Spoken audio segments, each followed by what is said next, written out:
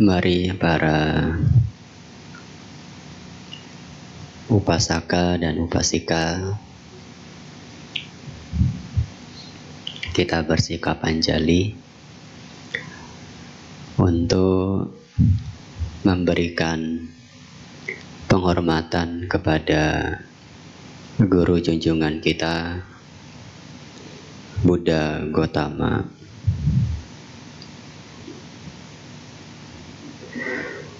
Namo tassa bhagavato arahato samma sambuddhassa. Namo tassa bhagavato arahato samma sambuddhassa. Namo tassa bhagavato arahato samma sambuddhassa. Kalena dhamma sawanang etam manggala mutamang ti. Terpujilah Sang Bhagawa yang Maha Suci, yang telah mencapai penerangan sempurna. Terpujilah Sang Bhagawa yang Maha Suci, yang telah mencapai penerangan sempurna. Terpujilah Sang Bhagawa yang Maha Suci, yang telah mencapai penerangan sempurna. Mendengarkan dharma pada saat yang sesuai, itulah berkah yang utama. Demikian sabda Sang Bhagawa dalam Manggala Sutta. Terpujilah Sang Bhagawa. Namo Buddhaya.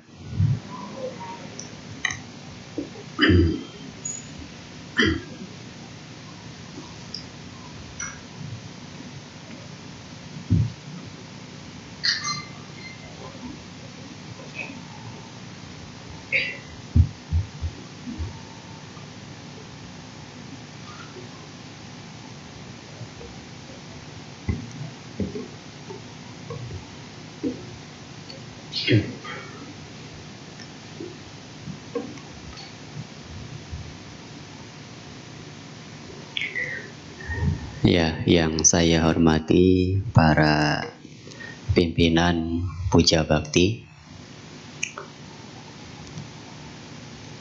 Singkatnya, para upasaka dan upasika yang berbahagia, Sawatihotu, salam sejahtera untuk Anda semua. Semoga para upasaka dan upasika saat ini dalam kondisi yang baik, sehat dan berbahagia.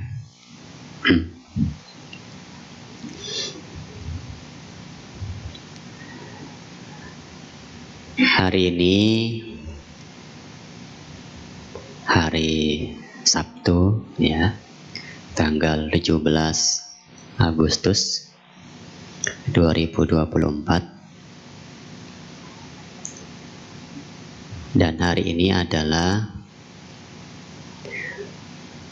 hari peringatan ulang tahun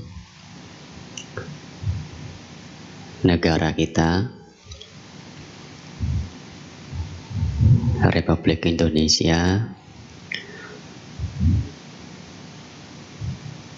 yang ke-79 tahun. Ya.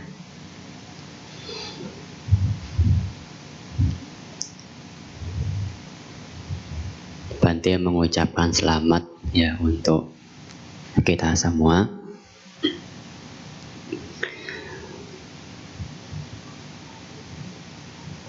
Dan di kesempatan yang baik ini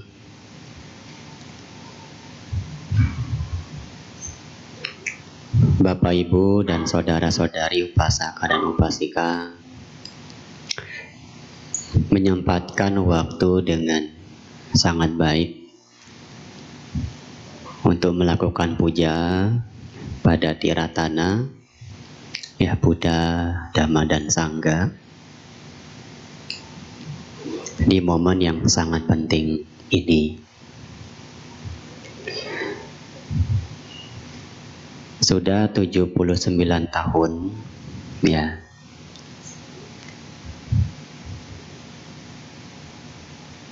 negara kita merdeka.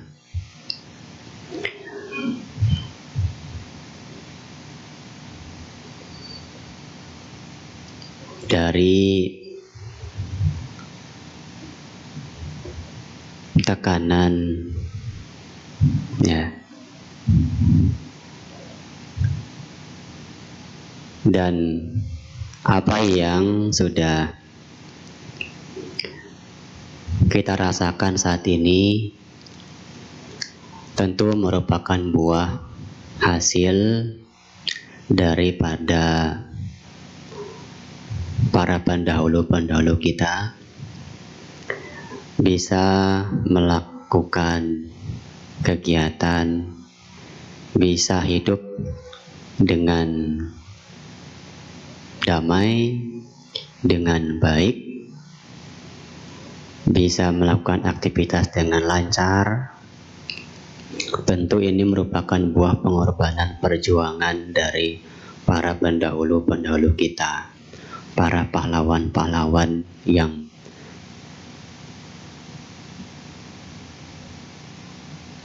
dengan kemampuannya ya untuk menciptakan kehidupan yang lebih baik. Nah, para Bapak Ibu dan saudara-saudari sekalian, tentu pada momen ini menjadi hal yang sangat penting bagi kita, terutama umat Buddha. Kita diajarkan bahwasanya jangan sampai melupakan jasa orang-orang yang memiliki peran penting dalam kehidupan kita. Maka Sang Buddha katakan bahwa di dunia ini ada dua orang yang tidak mudah untuk ditemukan, atau dua sifat seseorang yang tidak mudah untuk kita temukan, yakni dua sifat tersebut adalah seseorang yang memiliki sifat upakari dan katanyu, katawedi. Sang Buddha katakan ini adalah dua sifat seseorang yang tidak mudah untuk ditemukan, yang sangat langka sekali. Upakari, seseorang yang bisa melakukan kebajikan terlebih dahulu tanpa mengharapkan balasan ya, imbalan dari seseorang yang ia bantu, yang ia tolong. Ia mau membantu dengan sepenuh hati, dengan ketulusan hati, tanpa embel-embel tertentu, tanpa mengharapkan imbalan apapun. Ini merupakan sifat orang yang tidak mudah untuk kita temukan. Lalu yang kedua, katanya kata wedi.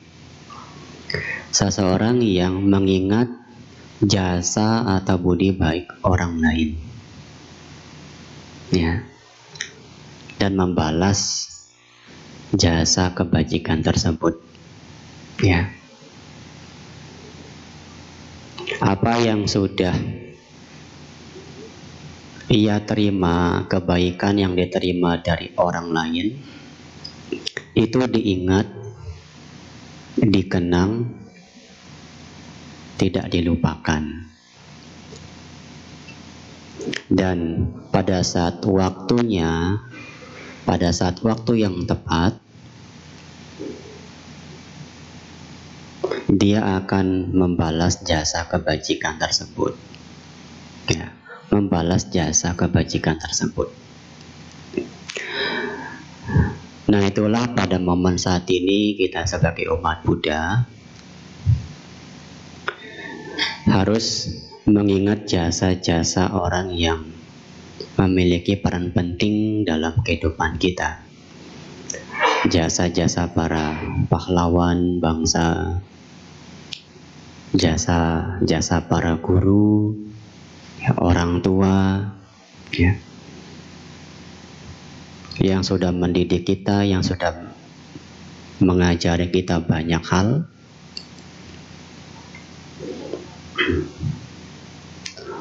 Kita harus mengingat jasa-jasa budi baik mereka. Dan saat ini kita sebagai umat Buddha, hal yang sangat penting untuk kita lakukan adalah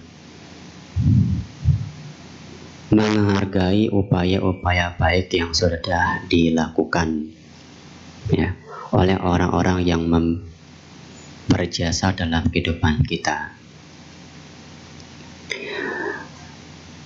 Nah, sebagai masyarakat Indonesia, kita patut untuk menjaga, membangun kehidupan bermasyarakat yang baik, ya. Hidup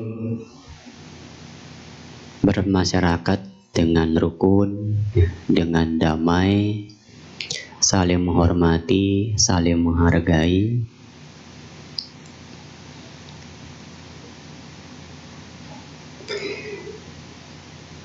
Ini juga merupakan upaya untuk menghargai jasa-jasa para pendahulu kita, para pahlawan bangsa.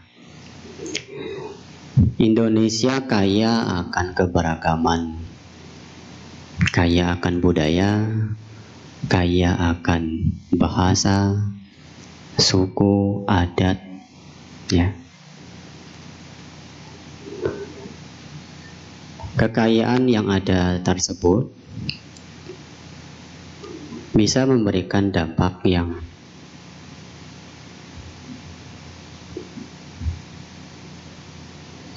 negatif juga, kadang tentu ada dampak yang positif pula. Dampak negatifnya apa? Kalau kita tidak bisa menghargai perbedaan yang ada tersebut, tidak menghargai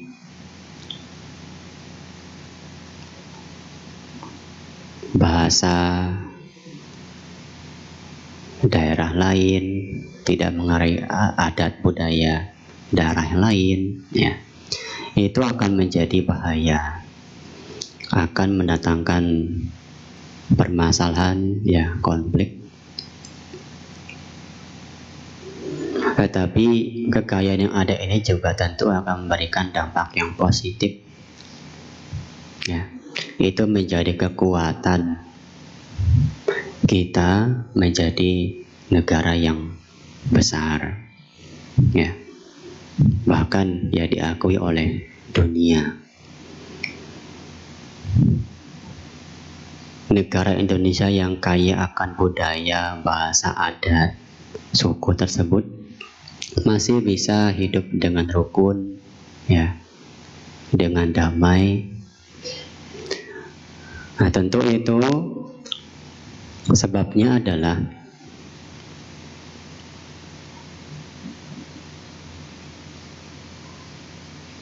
saling menghormati, ya, saling menghargai, saling mendukung, menyokong. Nah, maka Sang Buddha katakan bahwa untuk menciptakan hubungan yang baik, yang harmonis, ya, menciptakan kedamaian, Sang Buddha sampaikan bahwa ada 4 hal, yakni seseorang harus mempraktekkan dana, ya, memberi baik secara materi ataupun non materi.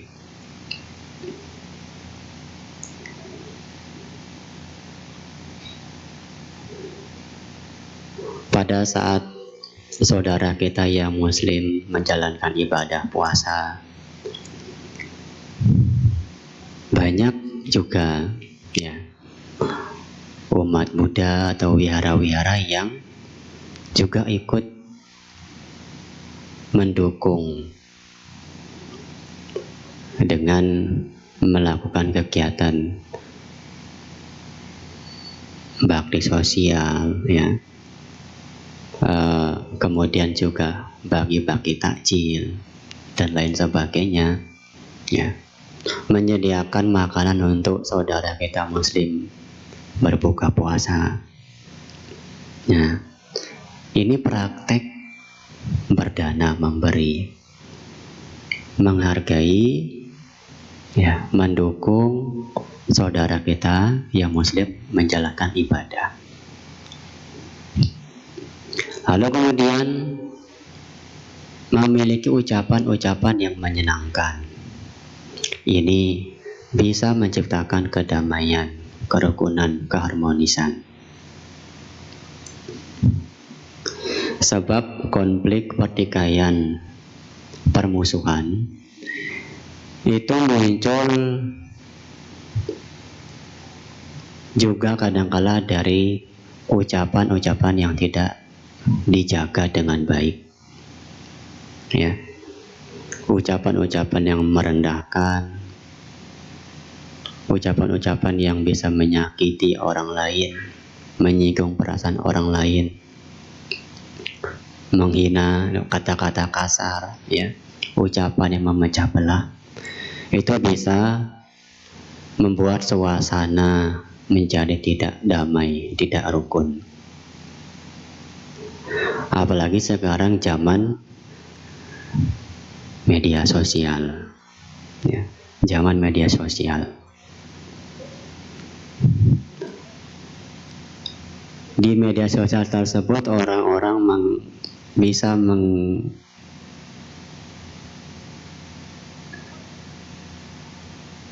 membagikan, ya, apapun yang dilakukannya, ya, kegiatan berkumpul dengan keluarga, berkumpul dengan teman-temannya ataupun yang lain.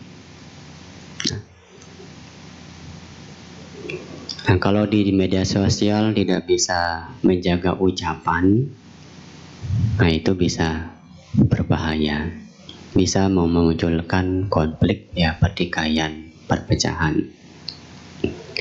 Maka ketika kita memiliki ucapan yang menyenangkan, ucapan yang disertai dengan cinta kasih, ya, yang bisa menciptakan suasana hati orang lain yang mendengarnya itu damai,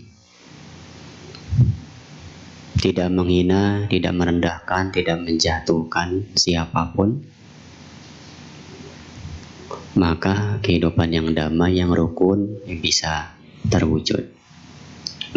Lalu yang ketiga, melakukan hal-hal yang bermanfaat, ya, baik bagi diri sendiri ataupun juga bagi orang lain. melakukan sesuatu yang bermanfaat. Ya. Dalam bekerja, dalam setiap apapun yang dilakukan.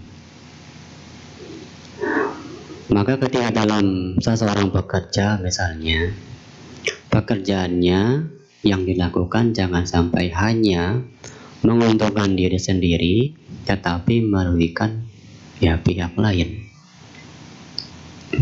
Ya. Dan tentu itu bisa menciptakan problem, masalah. Hanya mementingkan diri sendiri, tapi tidak memikirkan orang lain.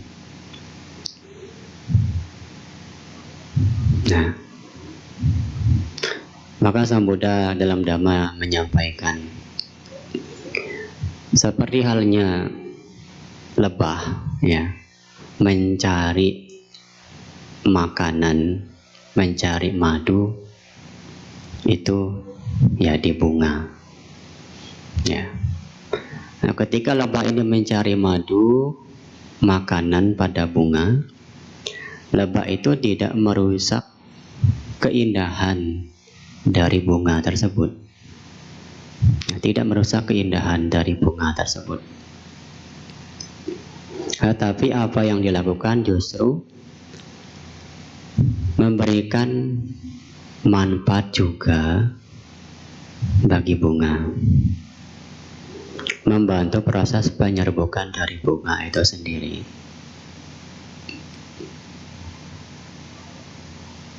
Nah, begitu pula juga hendaknya seseorang dalam melakukan setiap kegiatan maupun dalam bekerja, maka apa yang dilakukan hendaknya menguntungkan, memberikan manfaat bagi diri sendiri, juga memberikan manfaat bagi orang lain, bagi lingkungannya, ya, bagi lingkungannya. Lalu kemudian yang keempat adalah memiliki pikiran yang tenang atau tidak sombong, ya, tidak angkuh. Punya ketenangan pikiran ini sangatlah penting, ya, amat penting. Karena seperti yang Sang Buddha sampaikan bahwa pikiran sebagai pelopor, ya, pemimpin dan pembentuk. Kalau seseorang berucap dan bertindak dengan pikiran yang buruk, yang jahat, maka penderitaan ya akan mengikutinya. Tapi sebaliknya, kalau seseorang berucap dan bertindak dengan pikiran yang baik, tentu kebahagiaan akan mengikutinya. Pikiran ini dikatakan bagaikan sumber mata air, ya. Kalau airnya itu kotor, tercemar, kemudian dia mengalir,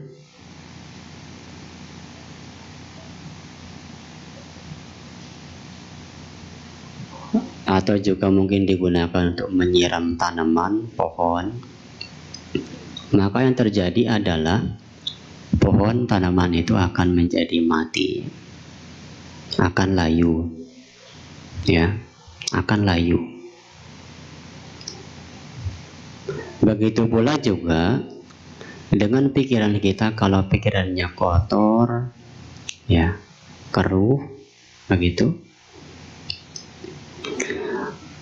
maka yang keluar ucapannya juga ucapan-ucapan yang kotor, ucapan-ucapan yang menyakiti perasaan orang lain. Perbuatan melalui badan jasmani pun juga tindakan-tindakan yang merugikan pihak lain, ya. Nah, itulah bahayanya kalau sumber atau pikirannya itu kotor. Tapi sebaliknya, kalau sumber air itu bersih, jernih, ya, digunakan untuk menyiram tanaman pohon, pohonnya akan tumbuh dengan baik.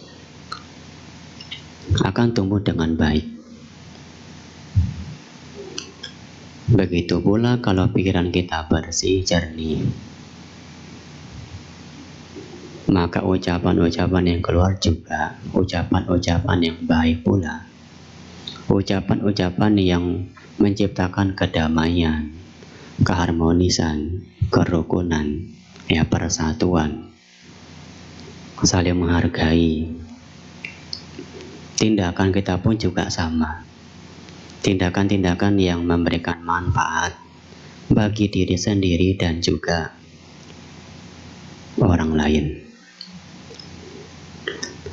Ketika kita punya pikiran yang tenang, yang seimbang tersebut, walaupun mungkin kadang-kala muncul problem masalah dalam kehidupan sosial di masyarakat, mungkin terjadi isu yang tidak baik, yang sifatnya mungkin bisa mendatangkan kekacauan di masyarakat. Yang sekarang hal-hal seperti itu bisa tersebar dengan sangat cepat. Nah, mungkin kita mendapatkan kiriman video semacam itu mungkin. Nah, kita harus bisa menimbang-nimbang terlebih dahulu. Yang saya dapatkan ini, kalau saya bagikan, kalau saya sebar, bermanfaat atau tidak. Kalau ini merugikan, dapat menimbulkan kekacauan, nah lebih baik jangan dibagikan. Karena sifatnya mungkin sensitif. Mungkin kita bisa siap menerima itu. Kita menganggapnya biasa, Tetapi kalau kita bagikan ke orang lain belum tentu bisa siap untuk menerima hal tersebut. Karena mungkin itu bisa menyinggung perasaan dia, bisa memunculkan kemarahan, kebencian pada dirinya. Nah, maka kalau kita mendapatkan hal-hal yang sifatnya mungkin negatif yang bisa menciptakan kekacauan, kekhawatiran, konflik, masalah, nah kita jangan bagikan. Tapi kalau itu sifatnya memberikan manfaat, bagi diri sendiri dan juga orang lain, nah kita bisa berbagi hal tersebut pada orang lain juga. Nah, jadi itulah pentingnya kita punya pikiran yang tenang, karena itu menjadi sumber dari apa yang kita lakukan. Nah, itulah Bapak Ibu, saudara-saudari sekalian,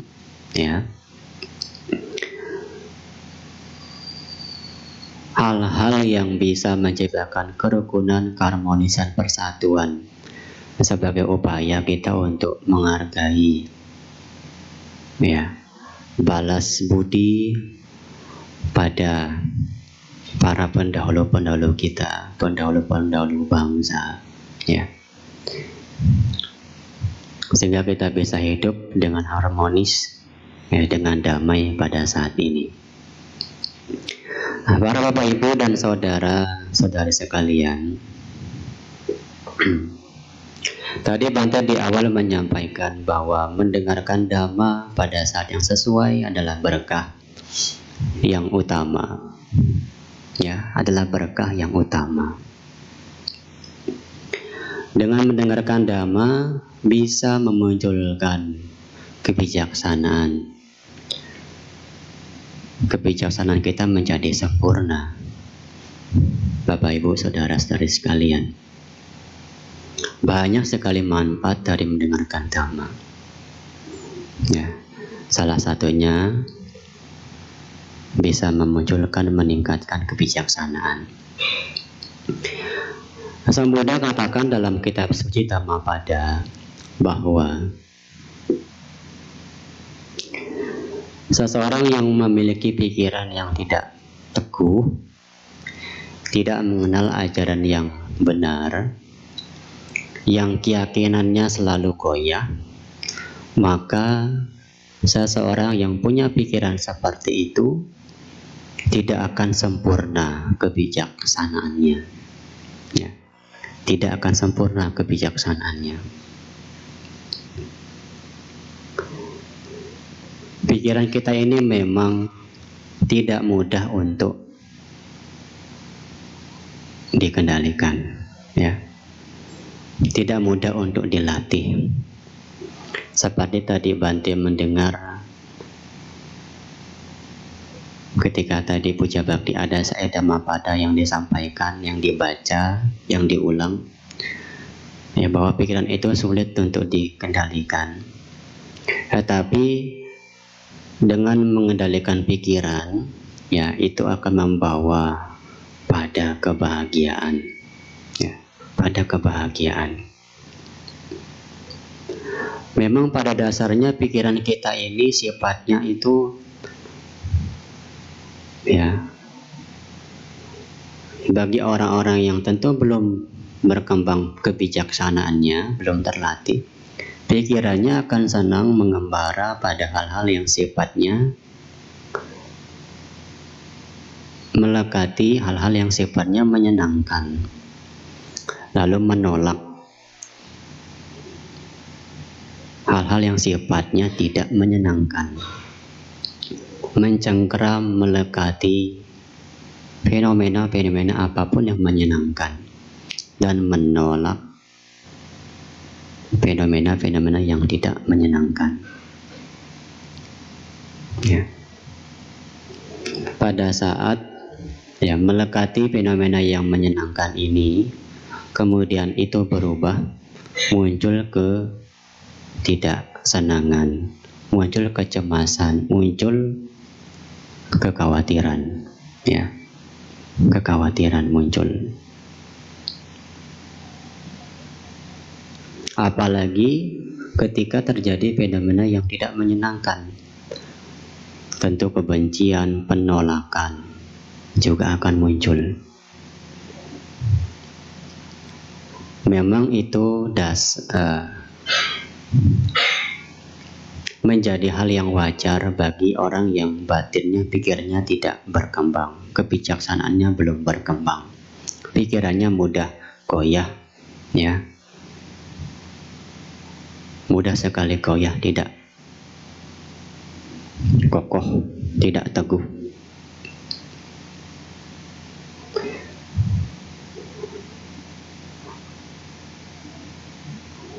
Maka, ya, hal itu membuat kebijaksanaan tidak menjadi berkembang.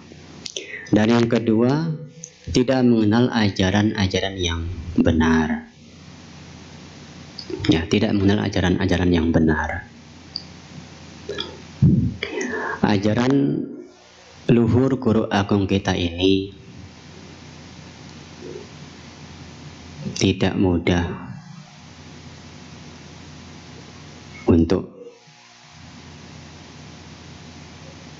dipahami bagi orang-orang yang selalu mengejar kesenangan-kesenangan indrawi. Ya, banyak sekali ajaran-ajaran, ya, yang lebih mengutamakan hal-hal yang sifatnya itu duniawi, mengejar kesenangan-kesenangan duniawi. Sangat banyak sekali. Maka ajaran Sang Buddha ini bagaikan permata yang sangat berharga, ya, sangat-sangat berharga. Buddha menemukan Dhamma, ya, melalui upaya yang sangat luar biasa, menjalankan pertapan yang keras, ya, melakukan penyiksaan diri, bahkan hampir meninggal. Tapi dengan mengerti, memahami itu tidak bermanfaat. Nah, beliau kemudian merubah cara berlatih, sehingga muncul kebijaksanaan dalam diri beliau. Jadi kalau seseorang tidak mengenal ajaran yang benar, tapi memiliki atau memahami ajaran yang tidak benar, punya pandangan yang salah, yang keliru, ya, tidak memahami anicca, dukkha, dan anatta,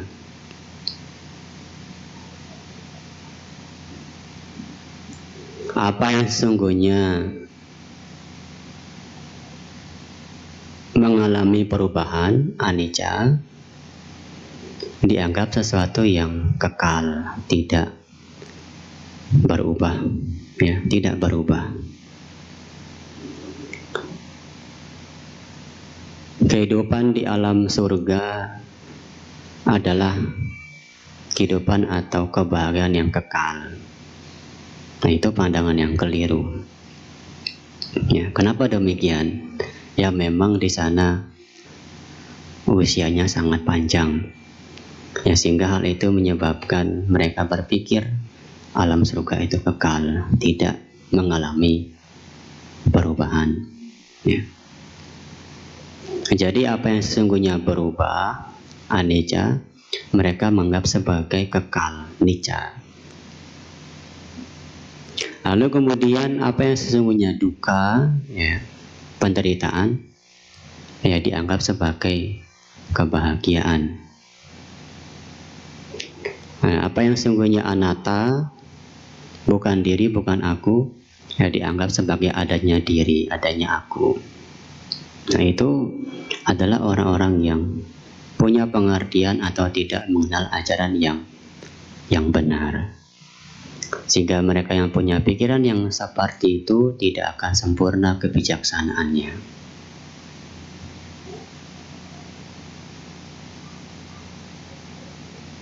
Nah, lalu yang berikutnya mengenai keyakinan yang tidak kokoh, yang goyah, ini juga menjadi penyebab kebijaksanaan seseorang tidak berkembang. Ya. Kita meyakini Tiratana Buddha, Dhamma dan Sangha, menyatakan berlindung pada Buddha, Dhamma dan Sangha. Ya.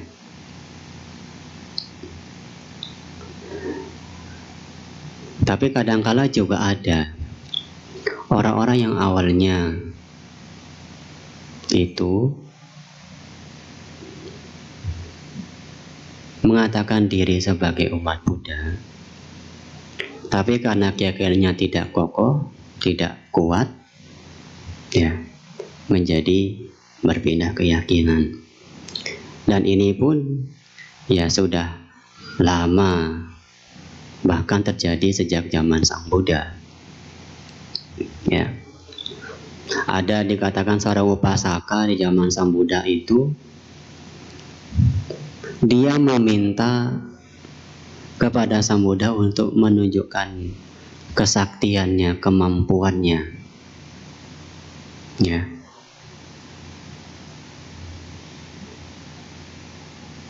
Meminta hal-hal yang semacam itu. Tapi karena Sang Buddha mengetahui, ya, hal itu tidak bermanfaat bagi dia, karena Sang Buddha memang dalam melakukan sesuatu, dalam memberikan pengertian pada siswanya, ya, tidak sembarangan. Beliau melihat bagaimana kualitas atau keseriusan dari muridnya tersebut. Kalau apa yang dia lakukan, yang dia minta lalu Sang Buddha lakukan, itu memberikan manfaat, ya, bagi dirinya, maka Sang Buddha akan lakukan itu. Tapi kalau apa yang dilakukan itu justru tidak memberikan dampak untuk perkembangan batin orang tersebut, tetapi justru sebaliknya, ya, Sang Buddha memberikan nasihat kebaikan, tetapi yang menerima, yang mendengarkan justru memunculkan keburukan pada dirinya, tentu itu tidak bermanfaat dan Sang Buddha tidak melakukan ya apa yang dia minta. Ya. Dia mengharapkan Sang Buddha menunjukkan kesaktiannya, kemampuannya. Nah, kalau Sang Buddha mau, ya bisa untuk ya melakukan hal tersebut. Ya. Tapi karena itu tidak memberikan manfaat bagi dia,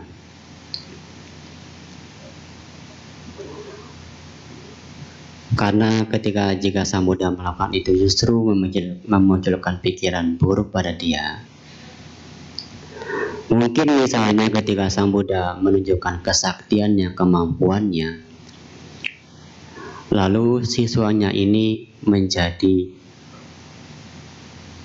bangga misalnya, terpukau terhadap kehebatan Sang Buddha, kesaktian Sang Buddha. Itu justru bisa memunculkan kesombongan, keangkuhan pada dirinya. Kalau bisa jadi dia meninggikan, ya, memuji, meninggikan kemampuan Sang Buddha atau keyakinannya, lalu merendahkan ajaran atau keyakinan yang lain. Nah, itu tentu tidak memberikan manfaat. Nah, tetapi kalau sebaliknya, apa yang Sang Buddha lakukan, apa yang dia minta dan Sang Buddha lakukan itu, walaupun mungkin menunjukkan kesaktian, nah, pada muridnya tersebut, itu bisa memacu semangat murid tersebut untuk berlatih dharma. Dia semakin yakin pada Buddha, Dhamma, dan Sangha. Ya, itu menjadi motivasi dia untuk terus-menerus praktek Dhamma. Tapi pada upasaka tersebut tidak demikian. Ya, dia mohon kepada Sang Buddha untuk menunjukkan kesaktiannya, tapi Sang Buddha tidak mau. Dan pada akhirnya orang itu ya berpindah keyakinan. Jadi dengan keyakinan yang tidak kokoh, kuat, ya tidak akan sempurna kebijaksanaannya. Dalam Dhamma dikatakan bahwa ada dua macam sada, yakni mulika sada dan amulika sada. Mulika sada artinya keyakinan yang dengan dasar, dengan pengertian yang benar, ya, dengan pengertian yang benar. Kita yakin pada Buddha, Dhamma, dan Sangha, juga tentu hendaknya disertai dengan pengertian yang baik, dengan pengertian yang benar, ya. Buddha, Dhamma, dan Sangha diibaratkan Sang Buddha seperti bagaikan seorang dokter yang piawai, ya, yang sangat piawai, yang memiliki pengetahuan yang baik, yang punya pengalaman, dan kita tahu beliau sosok guru yang agung, yang luar biasa, ya, yang sempurna pengetahuannya, sempurna tindak tanduknya, sempurna menempuh jalan ke nibbana, ya, pengetahuan segenap alam, guru para dewa dan juga manusia. Nah, kemudian dokter punya obat. Nah, obat untuk menyembuhkan. Nah, Sang Buddha punya obat yaitu Dharma, ya, Dharma.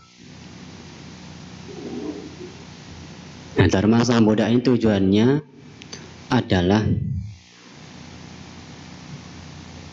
Sang Buddha membabarkan Dhamma, tujuannya adalah untuk kebahagiaan semua makhluk, ya, demi kebahagiaan semua makhluk, untuk membebaskan semua makhluk dari duka, penderitaan. Itu dharma, bagaikan obat untuk menyembuhkan seseorang dari penderitaan, dari duka. Lalu kemudian sangga, yakni adalah orang yang bisa dikatakan sebagai pasien yang sudah sembuh, ya, dari penyakitnya, dari kilesa, dari kekotoran batin. Dan kita saat ini masih sebagai seorang pasien yang belum sembuh dari penyakit batin, ya. Nah, kita meyakini hal tersebut, yakin pada Buddha, Dhamma, dan Sangha dengan pengertian yang benar. Lalu amulika sadha, keyakinan yang tanpa dasar, ya, hanya sekedar yakin saja, tetapi tidak disertai dengan pengertian yang benar atau kebijaksanaan, ya.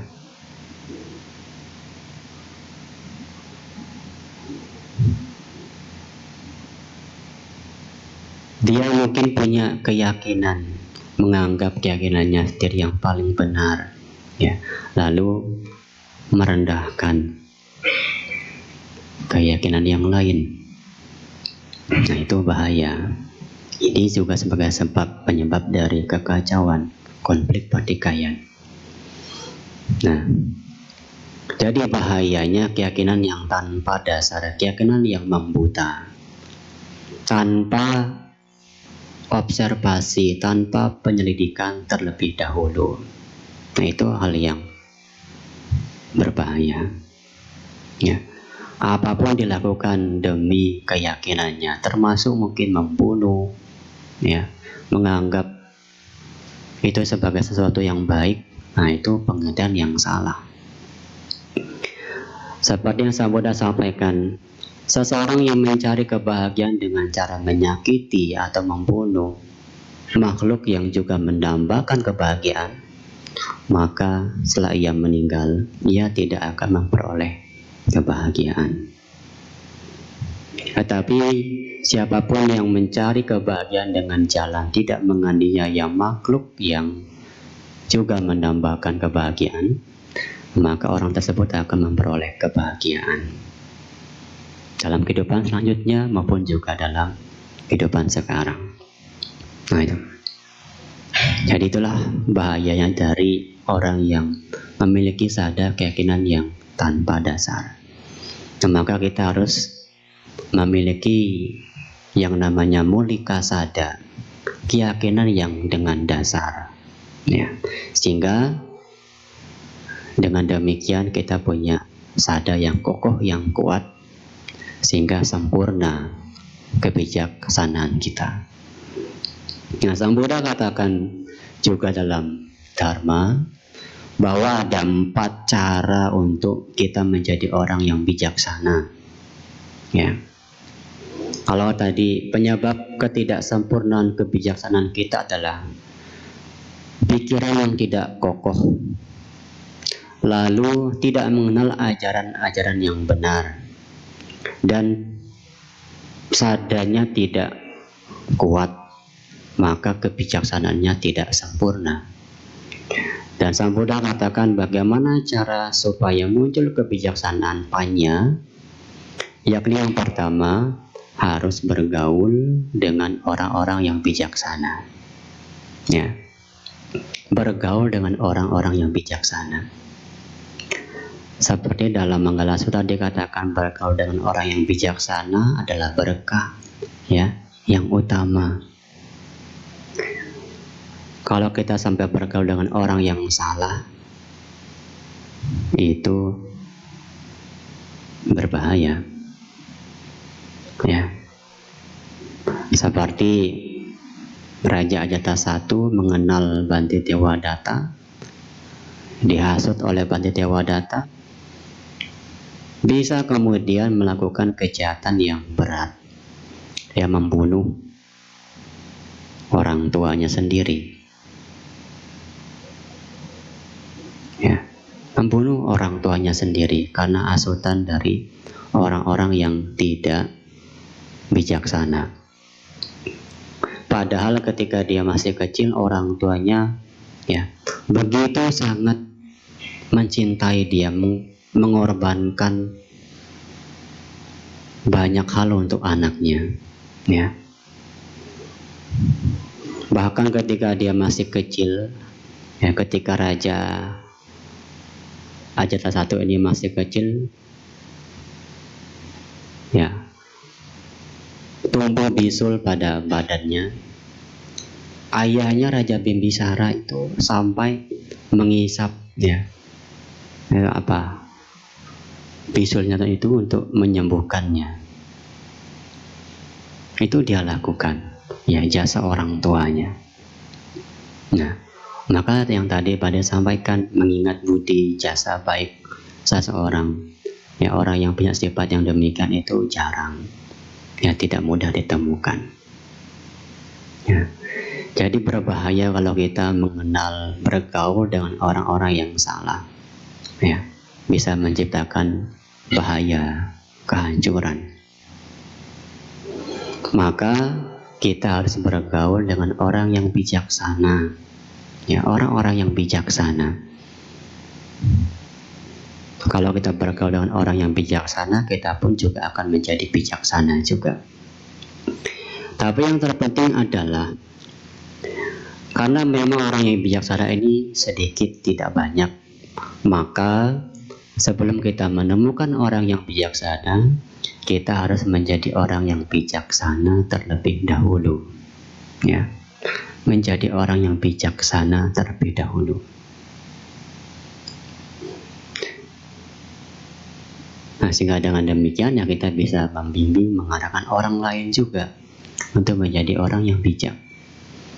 Itu yang pertama. Dan yang kedua adalah mendengarkan ajaran-ajaran yang benar, nasihat-nasihat yang baik. Nah, kalau Anda bertemu dengan para biku, ya, atau Romo Pandita, Rama Ramani, atau Samanera, Samaneri, Anda bisa mendengarkan nasihat-nasihat yang baik, yang bermanfaat, ya. Nah, itu bisa memunculkan kebijaksanaan kalau mendengarkan ajaran-ajaran yang benar, yang baik. Lalu yang ketiga, punya perhatian, yoniso manasikara, mengetahui hal yang baik, mana hal yang buruk, ya, mengetahui mana yang baik, mana yang buruk. Apa yang buruk itu akan ditinggalkan, apa yang baik akan dilakukan, akan dilaksanakan, akan dipertahankan. Sang Buddha katakan, apabila seseorang berbuat baik, hendaknya ia mengulangi kebajikan, perbuatan baik itu lagi dan lagi, dan berbahagia dengan kebajikan yang dilakukan, ya. Maka itu akan menjadi kondisi munculnya kebijaksanaan, punya perhatian yang bijaksana, ya, punya pertimbangan. Jangan sampai setiap keputusan tindakan yang dilakukan itu bisa memunculkan penyesalan di kemudian hari, yang sudah terlambat. Nah, maka penting kita punya pertimbangan. Nah, itulah pentingnya kita punya pengetahuan tadi, ya. Dari mendengarkan Dhamma, kita punya banyak pengetahuan Dhamma. Nah, sehingga kita punya pengetahuan, oh ini yang baik, oh ini yang buruk, ya. Maka Sang Buddha katakan ada beberapa manfaat dari mendengarkan Dhamma. Yang mendengarkan apa yang belum pernah didengar. Lalu apa yang sudah didengar sebelumnya didengarkan lagi, dia akan menjadi lebih mengerti, lebih paham lagi. Dan yang ketiga, menghilangkan keraguan-raguan terhadap Dharma, ya, terhadap hal-hal yang baik. Dan kemudian muncul pandangan yang benar, ya. Dan kemudian yang kelima, pikirannya menjadi tenang dan bahagia. Itulah manfaat dari mendengarkan Dharma. Maka kalau kita sering mendengarkan Dhamma, nah kita punya perhatian yang bijaksana, punya yoniso manasikara. Jadi setiap kita bertindak, berbuat, punya pertimbangan terlebih dahulu. Oh, ini tidak baik, dan itu tidak akan dilakukan. Oh, ini baik, ini bermanfaat, itu akan dia jalankan, akan dia praktekkan. Dan yang keempat adalah hidup sesuai dengan dharma. Ya, hidup sesuai dengan dharma. Dalam Manggala Sutta juga dikatakan hidup sesuai dengan dhamma adalah berkah yang utama.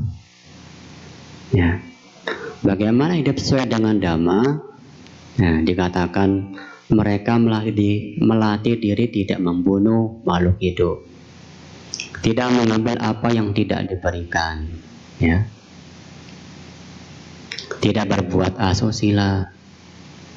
Lalu mereka melatih diri dalam hal ucapan, mengucapkan ucapan yang benar, ucapan-ucapan yang bermanfaat, ucapan-ucapan yang tidak memecah belah, ya. Lalu dia juga hidup sesuai dhamma juga dengan memiliki pikiran-pikiran yang tidak diliputi oleh kebencian, oleh kemarahan. Kemudian juga pikiran yang tidak dikuasai oleh keserakahan, loba, dan juga tidak diliputi oleh ketidaktahuan, kebodohan batin, ya, kebodohan batin. Nah, jadi Bapak Ibu dan saudara-saudari sekalian, inilah 4 hal, ya, yang bisa memunculkan panya kebijaksanaan, ya, dalam diri kita, yakni bergaul dengan orang yang bijaksana, lalu mendengarkan ajaran yang benar, lalu punya perhatian yang bijak, dan yang keempat adalah hidup sesuai dengan dharma. Nah, maka kita akan menjadi orang yang bijaksana, ya, bijaksana. Sehingga kalau kita bijaksana, menjadi orang yang bijaksana, apapun yang kita lakukan tentu memberikan manfaat bagi diri sendiri dan juga untuk orang lain. Tidak hanya memberikan manfaat bagi umat Buddha, tetapi juga untuk umat beragama yang lain. Orang yang bijaksana juga tentu akan melatih diri dalam hal menciptakan kerukunan dengan praktik berdana, ya, memberi, juga punya ucapan-ucapan yang menyenangkan, apa yang dilakukan itu bermanfaat, dan dia punya pikiran yang tenang, yang damai, sehingga akan menciptakan keharmonisan, ya, kerukunan dan persatuan. Ya, ini pesan Dhamma yang dapat Pandai sampaikan. Semoga pesan Dhamma ini dapat dipahami, dimengerti dengan baik. Semoga kita semua semakin maju dalam Dhamma. Sabbe sata bhavantu sukhitata. Semoga semua makhluk hidup berbahagia.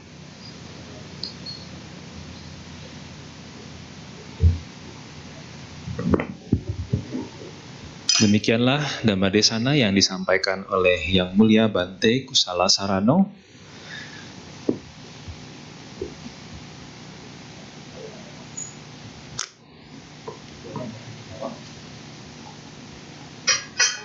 Ada?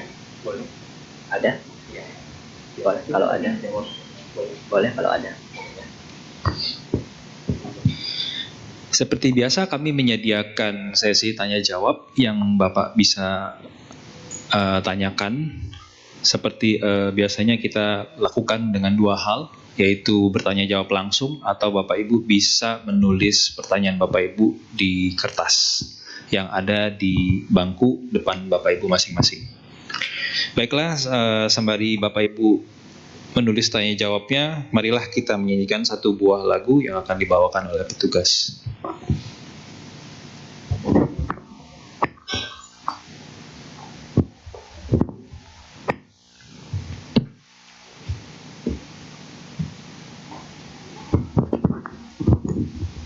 Mari kita buka kembali buku tuntunan kebaktian kita pada halaman 80.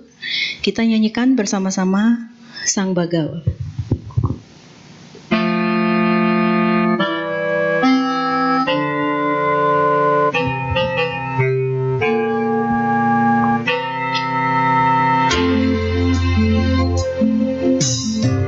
Sudahkah kita menemukan yang kita cari di dunia? Harusnya kita menyadari Dialah Sang Bagawa. Ajaran mulia Sang Bagawa, lentera hidup di dunia, penuntun jalan keimanan. Pujilah Dia Sang Bagawa.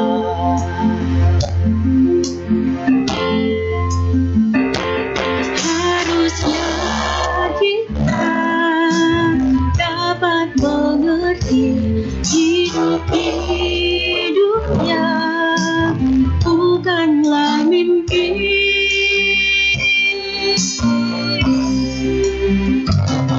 Bersujud kita pada Sang Bagawa yang maha suci, yang maha mulia.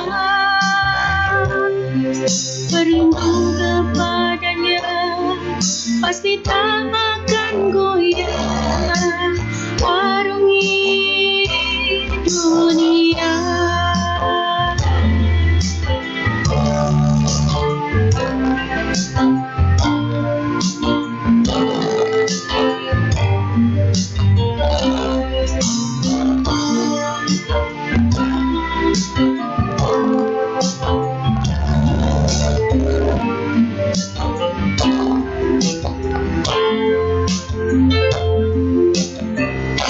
Ajaran mulia Sang Bagawa,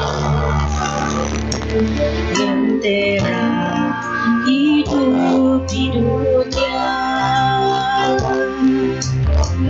penuntun jalan keimanan. Pujilah Dia Sang Bagawa.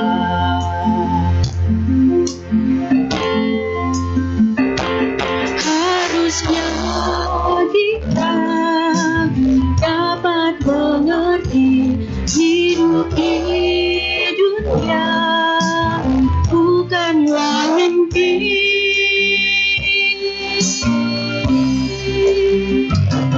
Bersujud kita pada Sang Bagawa yang maha suci, yang maha mulia. Berlindung kepadanya, pasti tak akan goyah. Arungi dunia. Bersujud kita pada Sang Bagawa yang maha suci, yang maha mulia. Berlindung kepadanya, pasti tak akan goyah. Arungi dunia. Arungi dunia.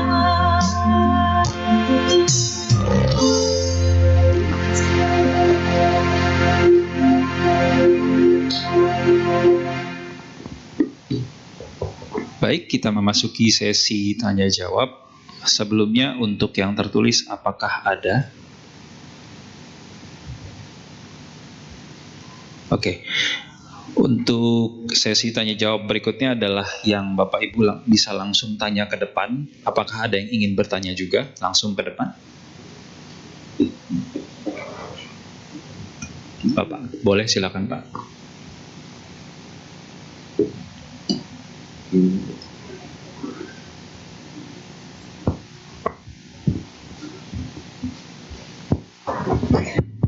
Malam Bante, salam namo budaya Bante.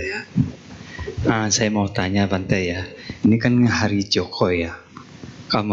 Bagaimana pendapat Bante ya? Apakah Joko ini biasa kalau di Tionghoa ini kan ada bakar-bakar gitu ya? Apakah itu diwajibkan gitu? Misalnya orang tua kan leluhur kita ini kita harus habis kita penerimaan jasa kita harus bakar-bakar gitu, kayak semacam kertas-kertas gitu. Ya, Makasih Bante. dengan siapa? Maaf. Pak Niko. Oh ya, Pak Niko, ya. Ya, baik. Terima kasih atas pertanyaannya. Ya, tentang Cioko ya. Ya,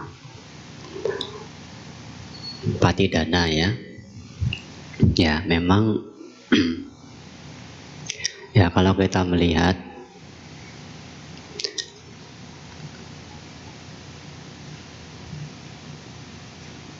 kebiasaan ya beberapa umat Buddha pada saat melakukan patidana begitu, apalagi ya Bante sering ya kadang diminta baca parita ke rumah duka. Nah, keluarga yang meninggal ada yang melakukan ya bakar-bakar kertas begitu ya.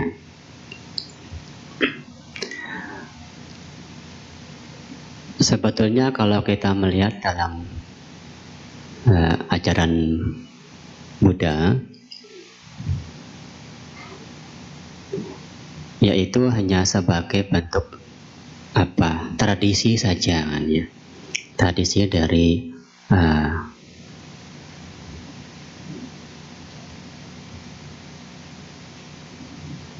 umat Buddha atau yang tradisi umat ya mohon maaf Tionghoa ya misalnya ya gitu.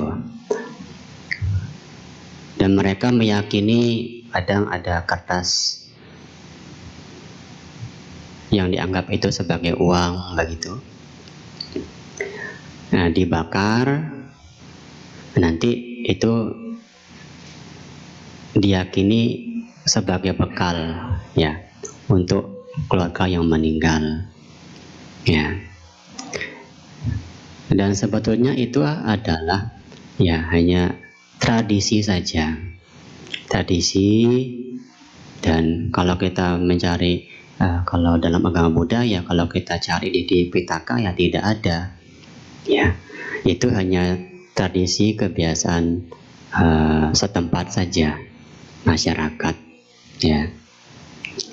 Tapi ya memang ya umat Buddha dalam perkembangan Buddha, ajaran Buddha ya kadang menyesuaikan dengan tradisi budaya yang ada begitu ya, agar masyarakat ya bisa menerima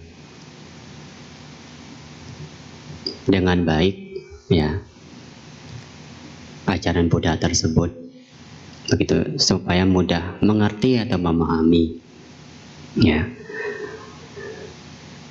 Tapi itu dalam upacara patidana ya, kalau misalnya Anda sudah mengerti itu hanya sebuah tradisi saja ya, tradisi masyarakat setempat ya, itu terkembali pada diri masing-masing ya. Bisa dilakukan juga boleh, tidak pun juga tidak masalah gitu. Tapi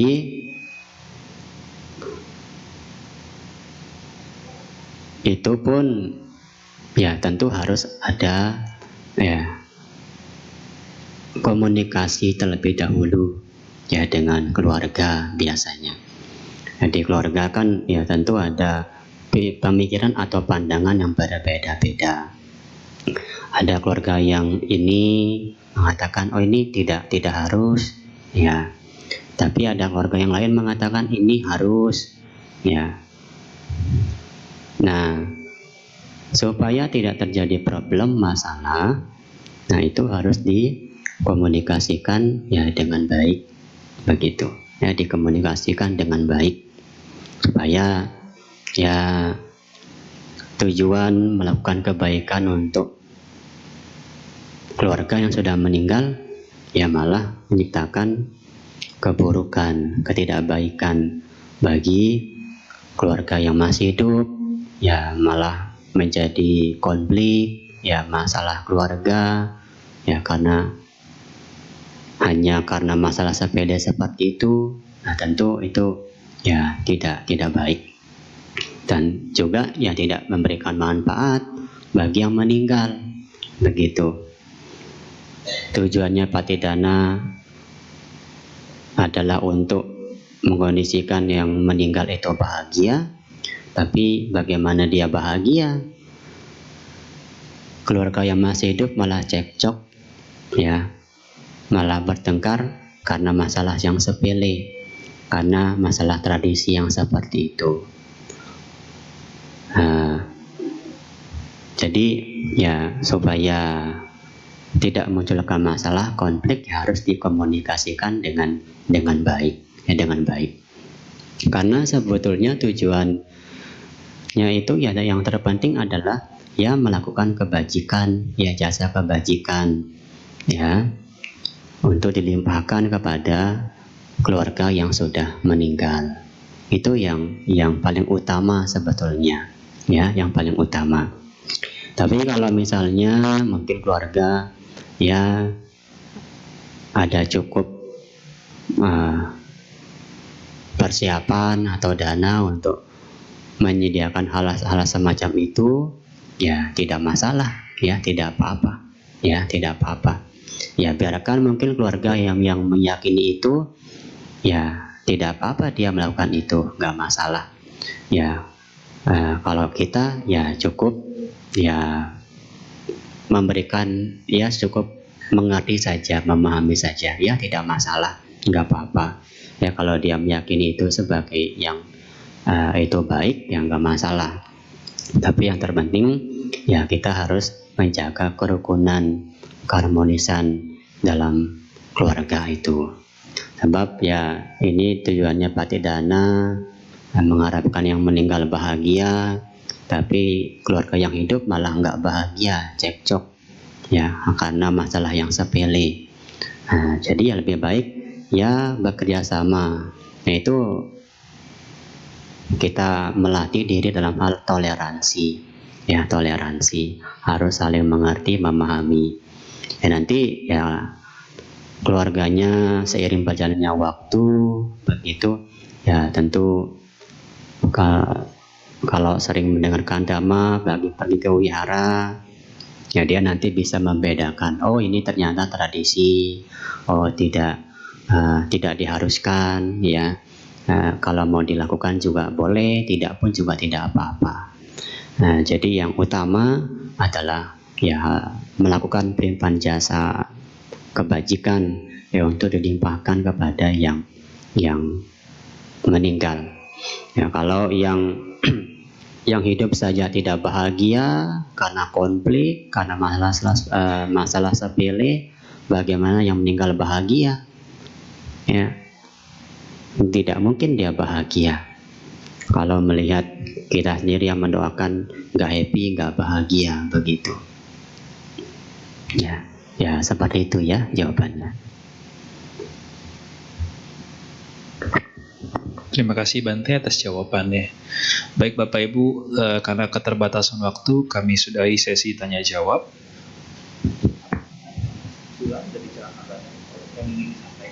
Enggak usah. Baik Bapak Ibu, demikianlah sesi Dhamma Desana dan juga sesi tanya jawab pada kebaktian malam hari ini. Kami segenap keluarga Wihara Pluit Dhammasuka dan beserta umat berterima kasih anumodana terhadap Bante. Marilah Bapak Ibu kita bangkit berdiri dan bersikap anjali.